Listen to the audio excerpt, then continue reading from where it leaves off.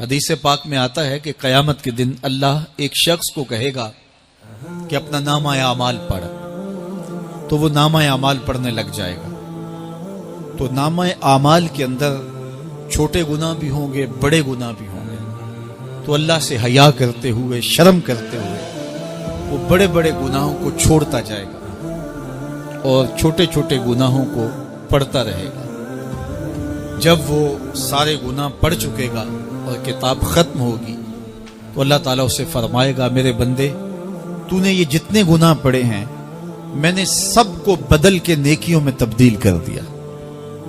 تو بندہ کہے گا، اللہ ابھی تو میرے بڑے بڑے گناہ رہتے ہیں جو میں نے پڑھے ہی نہیں۔